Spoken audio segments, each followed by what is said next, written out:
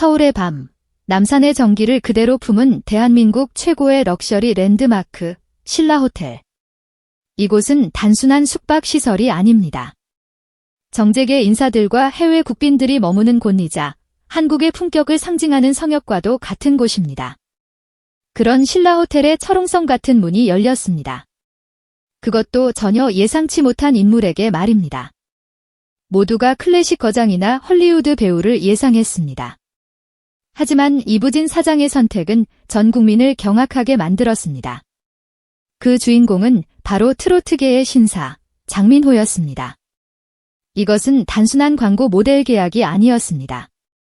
수백억 원의 가치를 지닌 글로벌 프로젝트이자 삼성과 가의 이부진 사장이 직접 기획하고 진두지휘한 전무후무한 사건이었습니다. 도대체 왜? 수많은 스타들 중에서 왜 하필 장민호였을까요?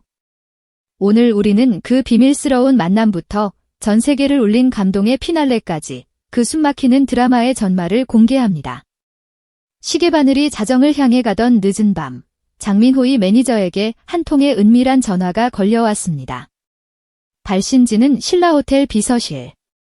단순한 행사 섭외가 아니었습니다. 이부진 사장님께서 장민호 씨를 직접 뵙고 싶어 하십니다. 라는 믿기 힘든 전언이었습니다. 장민호는 당황했습니다. 트로트 가수인 자신이 왜 호텔 신라의 오너와 독대를 해야 하는가? 긴장감 속에 도착한 신라호텔의 VIP 라운지는 고요했습니다. 흐르는 재즈 선율만이 공기를 채우고 있을 때 저 멀리서 이부진 사장이 모습을 드러냈습니다. 그녀의 첫마디는 장민호의 예상을 완전히 빗나갔습니다. 비즈니스적인 인사가 아니었습니다. 장민호 씨, 당신의 음악에는 시간이 흐르고 있더군요. 이 한마디. 이부진 사장은 장민호의 인기나 외모를 본 것이 아니었습니다. 그가 무명 시절부터 쌓아온 인내의 시간, 그리고 그 시간이 빚어낸 목소리의 깊이를 꿰뚫어 본 것입니다. 그녀는 덧붙였습니다. 신라호텔은 전통 위에서 새로운 것을 찾습니다. 당신의 노래가 가진 시간의 힘, 그것이 우리가 세상에 보여주고 싶은 품격입니다. 그날 밤, 라운지의 조명 아래 두 사람의 눈빛이 교차했습니다. 장민호의 가슴속에서 뜨거운 무언가가 솟구쳤습니다. 단순히 노래를 부르는 가수를 넘어 하나의 브랜드이자 철학으로 인정받은 순간이었습니다. 며칠 뒤 장민호의 소속사로 극비 문서가 도착했습니다. 프로젝트명 젠틀타임. 신라호텔의 고품격 서비스와 장민호의 음악을 결합해 시공간을 초월한 예술적 경험을 제공한다는 그야말로 파격적인 글로벌 프로젝트였습니다. 하지만 세상은 호락호락하지 않았습니다. 이 소식이 아름아름 전해지자 업계에서는 우려와 비난이 쏟아졌습니다. 격이 맞지 않는다. 어떻게 럭셔리 호텔 이미지에 트로트를 섞느냐. 이건 이부진 사장의 무리수다. 심지어 해외 명품 브랜드 관계자들조차 의구심을 표했습니다. 트로트라는 장르가 가진 서민적인 이미지가 호텔의 프리미엄 이미지를 훼손할 것이라는 편견 때문이었습니다. 장민호 역시 흔들렸습니다. 과연 내가 이 거대한 왕관의 무게를 견딜 수 있을까? 그때 이부진 사장은 단호했습니다. 그녀는 임원회의에서 이렇게 선언했다고 전해집니다. 시대가 변하면 음악도 품격의 정의도 변합니다. 장민호 씨의 진심은 그 어떤 명품보다 우아합니다. 우리는 그 진심을 팝니다. 이 말은 장민호에게 전해졌고 그는 결심했습니다. 그래, 보여주자. 트로트가 얼마나 아름다운 시간의 노래인지. 내 목소리로 증명해 보이겠다. 그는 연습실 문을 걸어 잠갔습니다. 그리고 자신의 히트곡들을 처음부터 다시 해부하기 시작했습니다. 가사 한 줄, 숨소리 하나까지 신라라는 공간에 걸맞게 재해석하는 고통스러운 작업이 시작된 것입니다. 대망의 프로젝트 론칭 콘서트 당일, 장소는 서울의 야경이 한눈에 들어오는 신라호텔 루프탑. 국내외 귀빈들과 수많은 기자들이 초청된 자리였습니다. 그런데 예기치 못한 대형 사고가 터졌습니다. 메인 음향 장비와 무대 세트를 실은 운송 차량이 연쇄 추돌 사고로 도로에 갇혀버린 것입니다. 도착 예정 시간은 공연 시작 30분 전, 리허설은커녕 장비 세팅조차 불가능한 상황이었습니다. 현장은 아수라장이 되었습니다. 공연 취소해야 합니다. 기자들 다 왔는데 망신입니다. 스태프들은 패닉에 빠졌고 연출팀장은 머리를 감싸 쥐었습니다.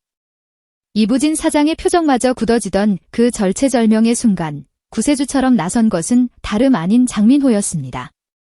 그는 떨고 있는 스태프들을 향해 부드럽지만 단호한 목소리로 말했습니다. 여러분, 우리가 보여주려는 건 기계가 아닙니다. 우리의 마음입니다. 마이크 하나면 충분합니다. 제가 제 목소리로 이 공간을 꽉 채우겠습니다. 저를 믿으세요. 그의 눈빛에는 흔들림 없는 확신이 있었습니다. 그 모습에 패닉에 빠졌던 스태프들은 다시 움직이기 시작했습니다.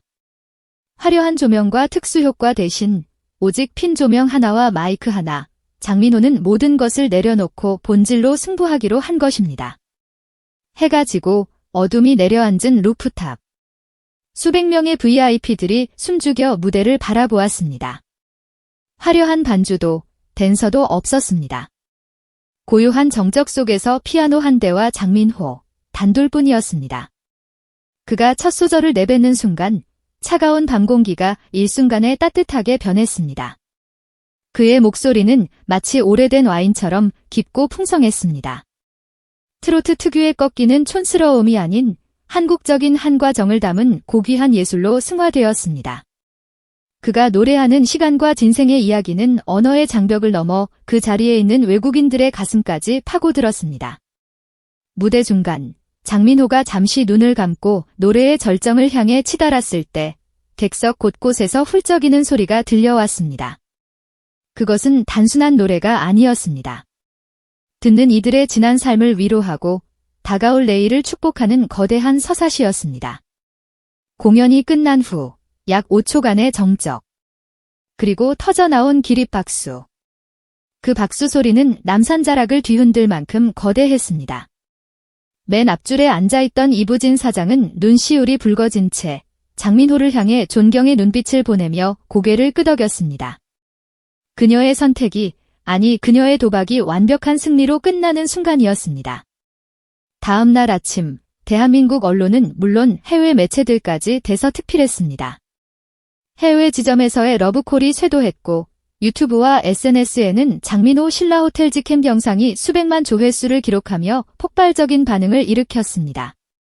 트로트가 이렇게 고급스러울 수 있나, 장민호의 목소리에서 귀족의 품격이 느껴진다는 찬사가 줄을 이었습니다. 비난하던 사람들은 침묵했고 장민호는 명실상부한 럭셔리 트로트의 개척자가 되었습니다. 공연 며칠 뒤 다시 만난 이부진 사장과 장민호. 이 사장은 그에게 감사의 인사를 전하며 이렇게 말했다고 합니다. 장민호 씨, 그날 무대는 제가 본 어떤 공연보다 아름다웠습니다. 당신이 증명했습니다. 진심은 통한다는 것을요. 장민호와 신라호텔의 만남. 이것은 단순히 한 가수가 성공했다는 이야기가 아닙니다. 편견에 맞서 자신의 가치를 증명해낸 한 인간의 승리이자 진심은 언제나 최고의 럭셔리라는 것을 보여준 감동의 드라마입니다. 한때는 아이돌 실패, 오랜 무명 생활로 힘겨워했던 청년 장민호. 하지만 그가 포기하지 않고 쌓아온 시간들은 결코 헛되지 않았습니다. 그 시간들이 모여 오늘날 대한민국 최고의 호텔 오너를 감동시키고 전 세계를 울리는 명품 보이스가 된 것입니다.